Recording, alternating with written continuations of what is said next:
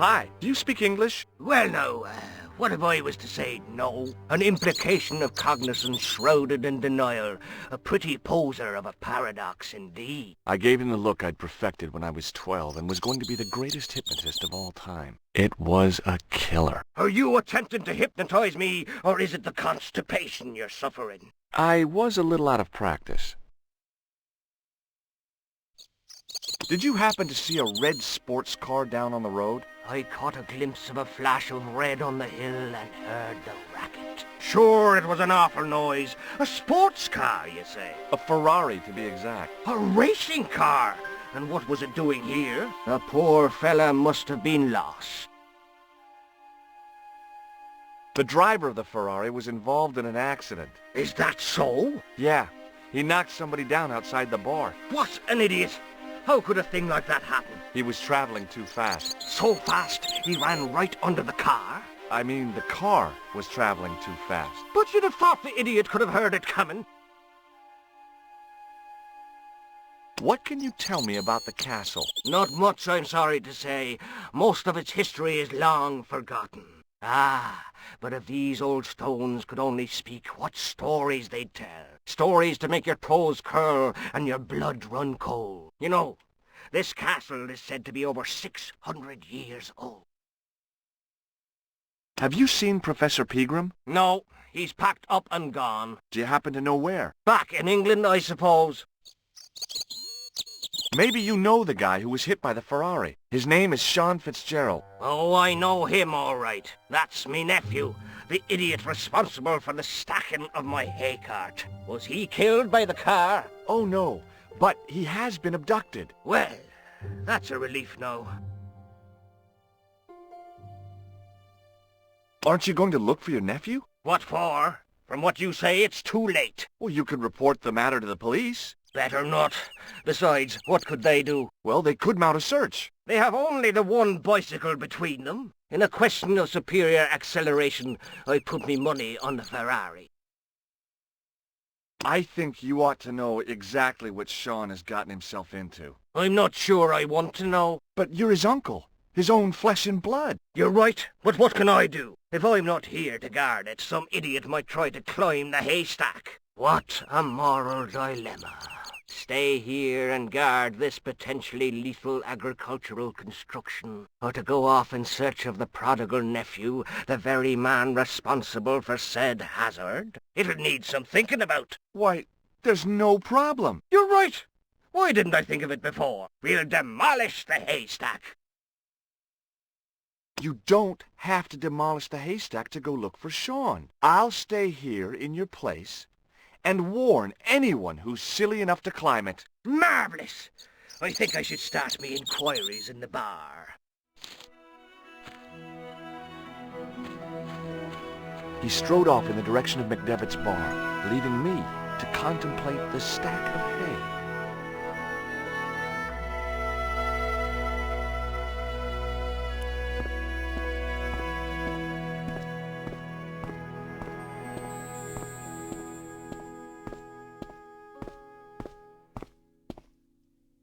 Pushing with all my strength got me nowhere. They didn't budge. I really need to start working out.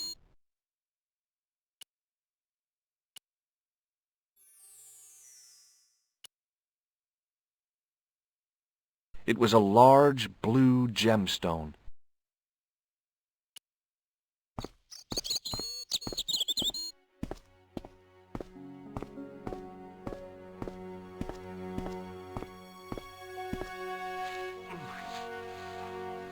The stack of hay stopped, short of the top of the wall. Even if I stretched as far as I could, the wall was out of reach.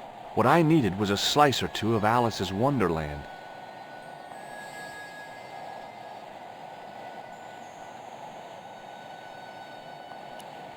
I pushed my fingers into the narrow crack. It went back several inches into the rock.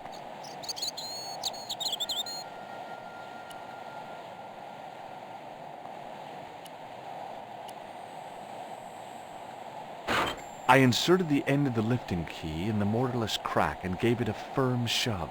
It remained lodged in the wall, jutting out to form a step. I tugged at the lifting key and found it was held quite securely. I tugged at the lifting key and found...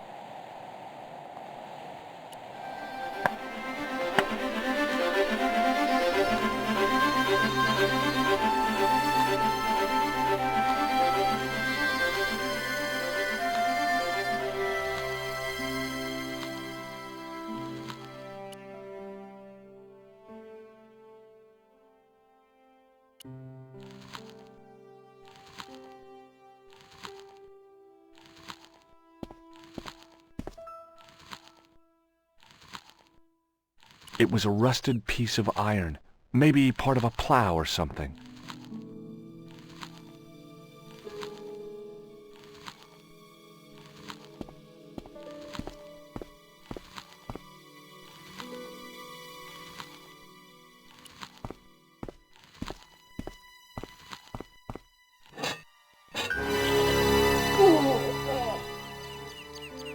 The rope by which the goat was tethered had become tangled on the old plowshare.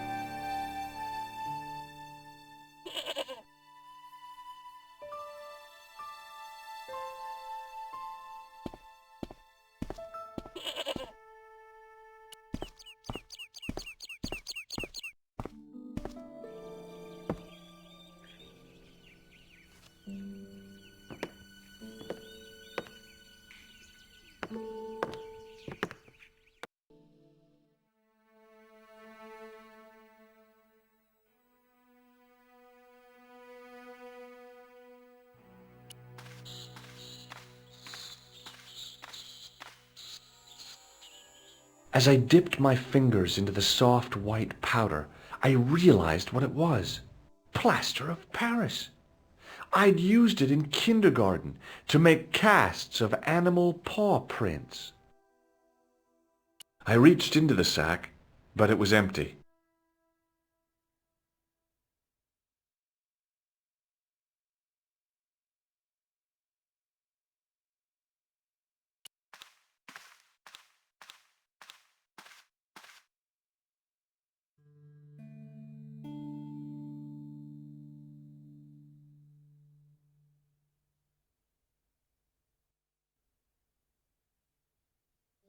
It was a statue which had fallen from its place on the wall. 5 fingers of stone projected from the back of the carving.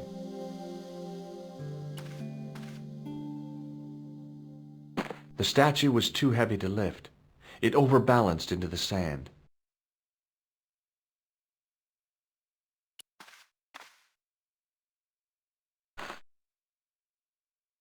As I swung the stone upright, I noticed it had left a pattern of holes in the sand.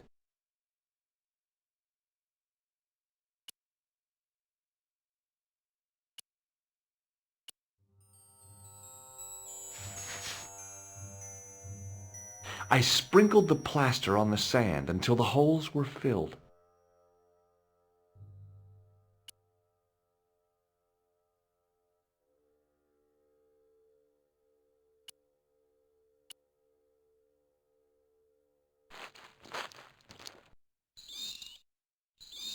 I squeezed the towel as hard as I could, but it was barely damp.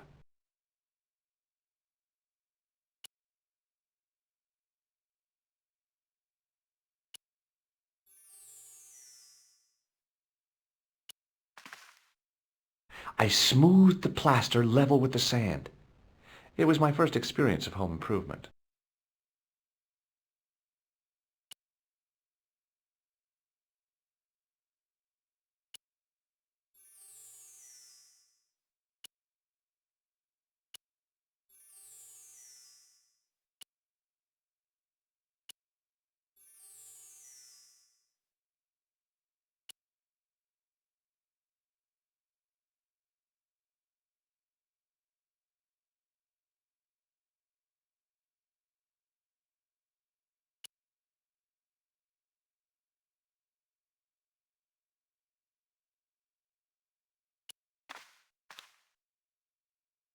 I placed my fingers and thumb into the holes in the wall. Nothing happened.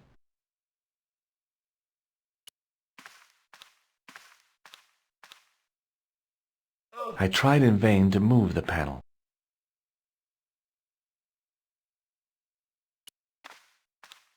I reached into the sack, but it was empty.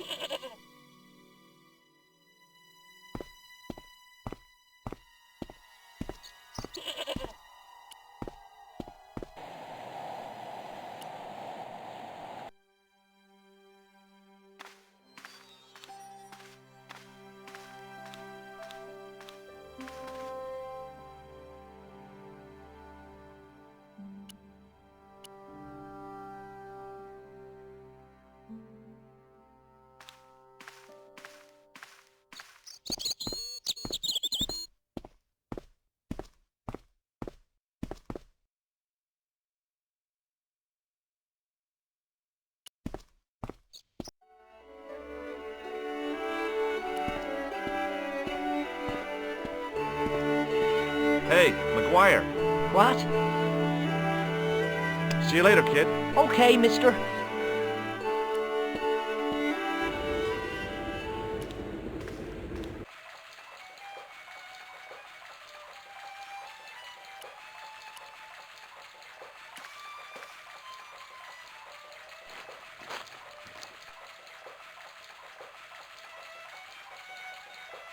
I held the towel under the faucet and soaked it with water.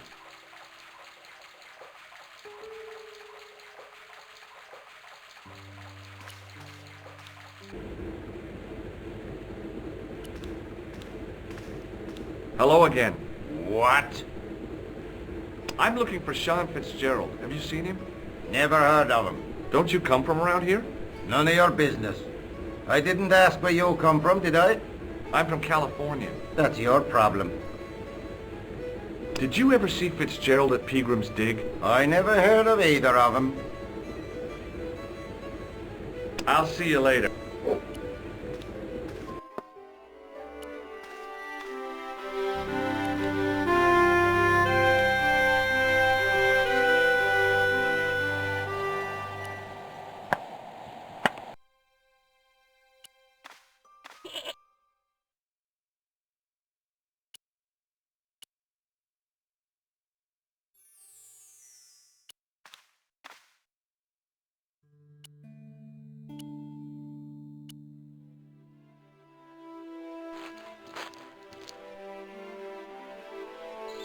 The trickle of water was quickly absorbed by the plaster.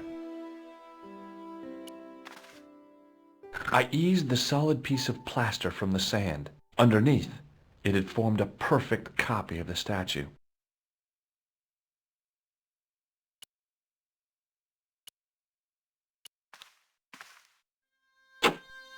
The hardened plaster cast fitted snugly into the 5 matching sockets. There was a soft thud, then silence.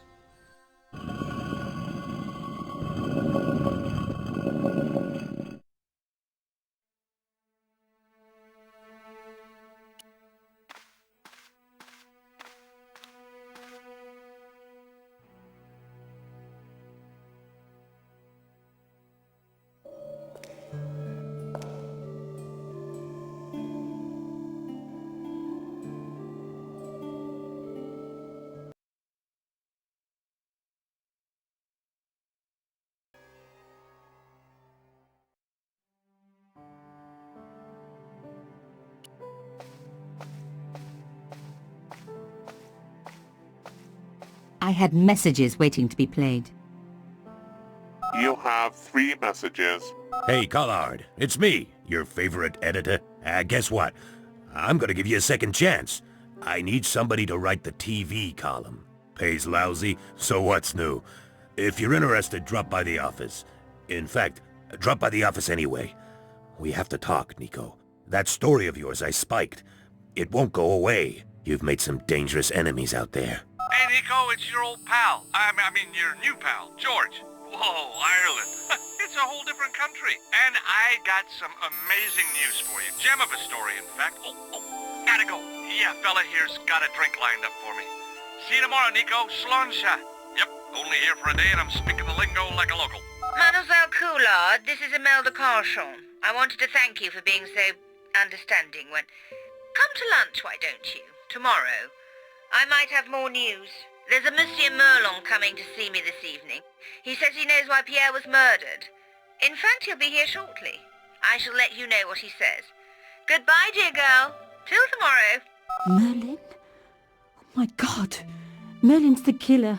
I better get over there and warn her now. When it came to being two-faced, Imelda was up there with the best. I owed her nothing, but I couldn't just let her die. I arrived to find the Palais Royal courtyard deserted. I only hoped that I'd beaten the assassin here. I had to warn Imelda before it was too late.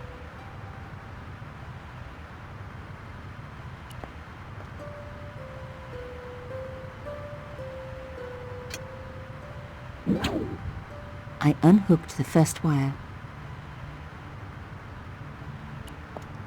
Fixed tight, presumably to stop critics stealing it. Who else would want to?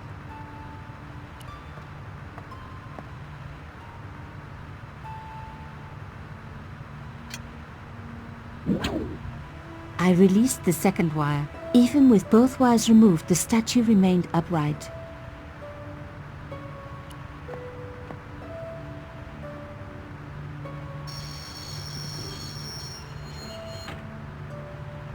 If I could deconstruct this, I could deconstruct anything.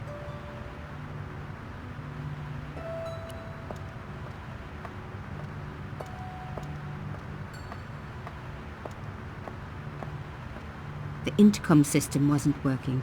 Bad sign. Somebody had cut the wire.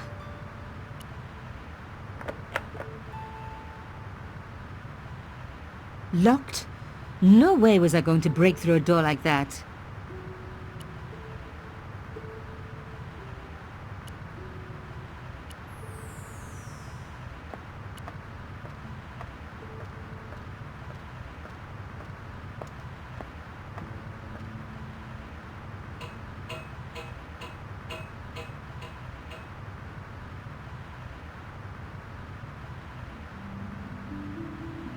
The plastic sheet was thick and strong. I'd need more than my hands to tear it.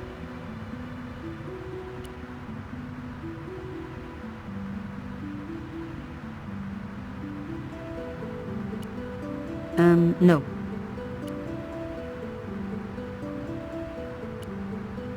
No.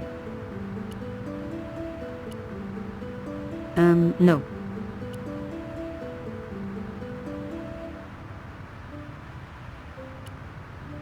No. No.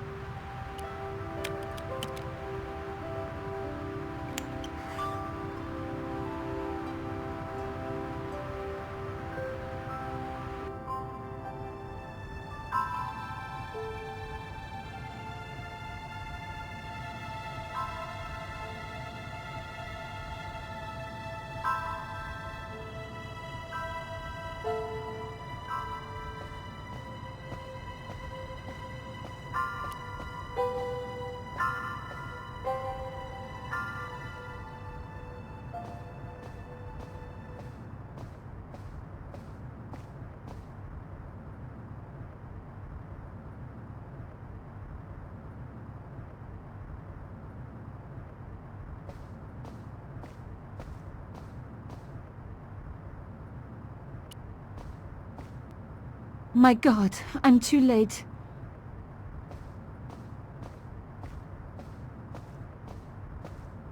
Imelda. Oh no. Nico? Don't worry, you're going to be all right. You know that isn't true.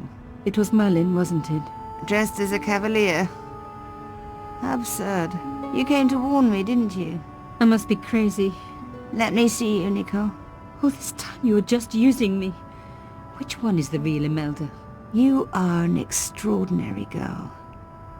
Thierry would have been so proud of you. You didn't know my father. So like him. Something about the eyes. I wish we'd had time to get to know each other. She was gone. She cheated me, lied to me, used me. But why?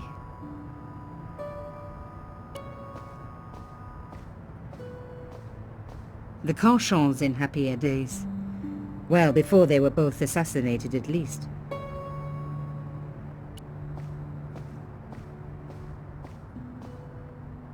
Even in death, Imelda looked the same.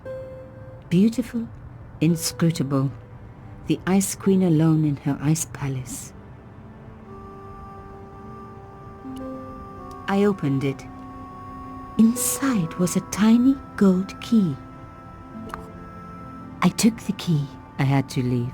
I knew I could never return.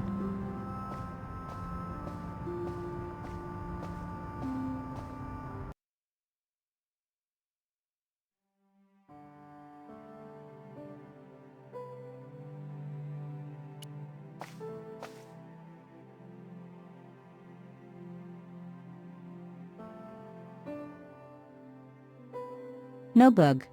Just a 20-year-old piece of gum.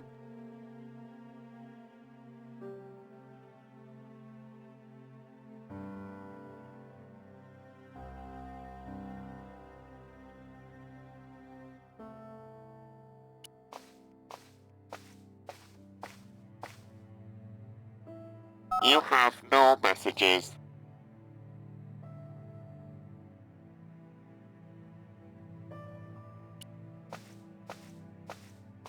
There wasn't anyone that I needed to call.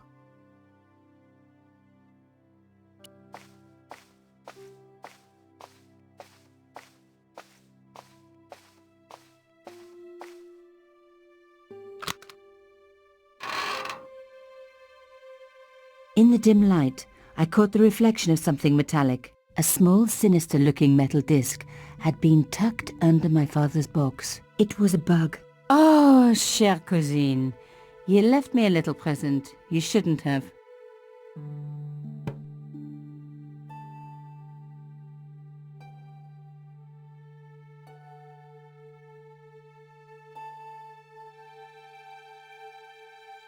You don't scare me. Espèce de...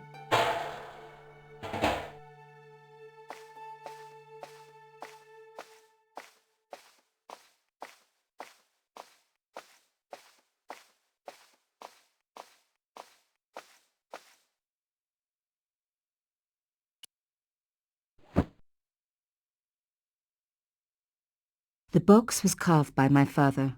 It never had a key. The elephant on the lid was a perfect match to Carchon's. I took out the key. I couldn't believe it. Imelda's key opened my father's box. I dreaded what I was going to find inside.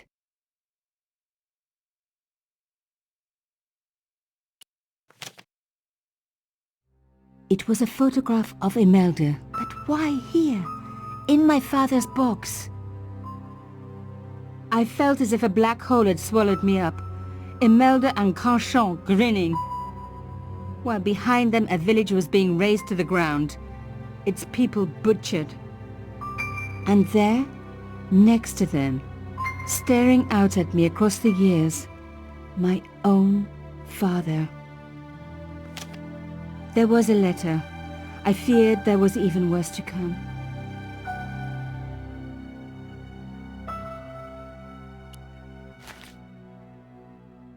Hotel St. George, Algiers, Friday. My darling Thierry, by the time you read this, you'll be safely out of Africa. You need not fear.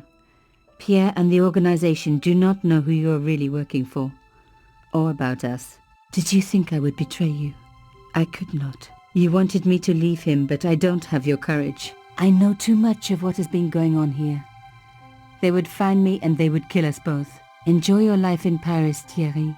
Your life of honor, of patriotic duty. Do they give medals to spies? No. They'll just give you a funny job in an embassy somewhere. I could never share that with you. Imagine me, a diplomat's wife. So I must stay here with Pierre, the two of us bound together by what we have done to this country. Au revoir, my love. You will be in my heart until I die.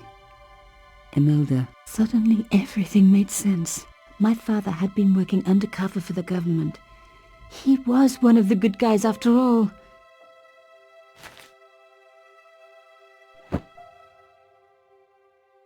He and Imelda must have fallen in love. She'd found out who he really was, so he had to leave. It had broken her heart, but she had never revealed it to anyone. I knew I couldn't either. Whatever he was doing, he'd had good reason to keep it secret. I decided I would respect that and tell nobody.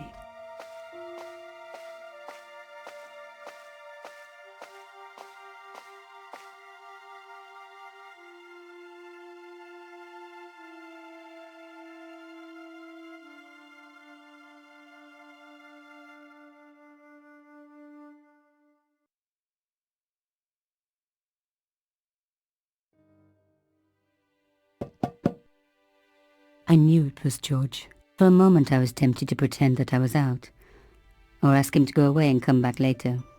But then... Come in. Hello, George.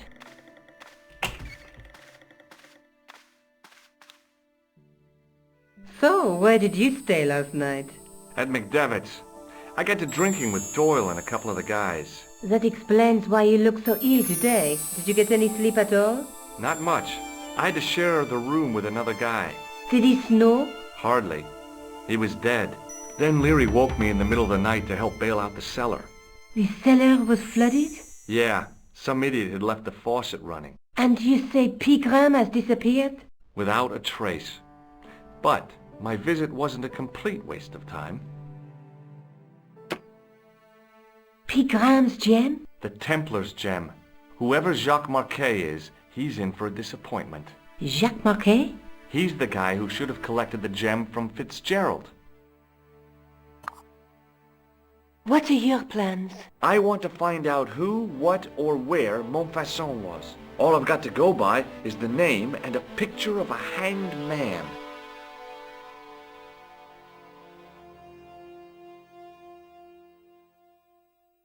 Do you want to look after the gem? No, Georges. I'd be too tempted to sell it.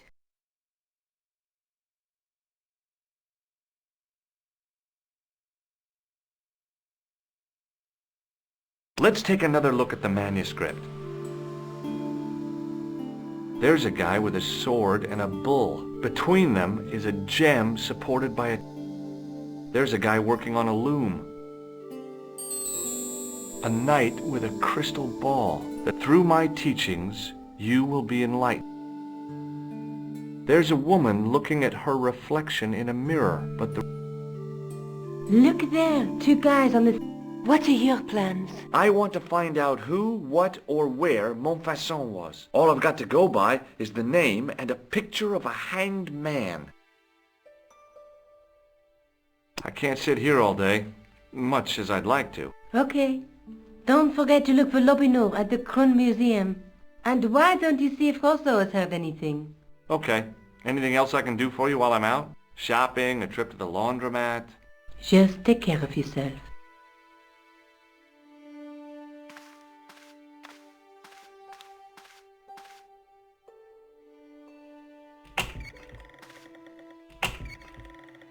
I so much wanted to talk to George about everything that had happened, but I knew I never could. My father's connection to Africa would have to remain a secret forever. His bravery would be known only to the government, and to me. Revealing it would just damage his memory. People would take the story and twist it. Before long, he would be the villain and Carchon would be the hero. I know how they do that. I'm a journalist.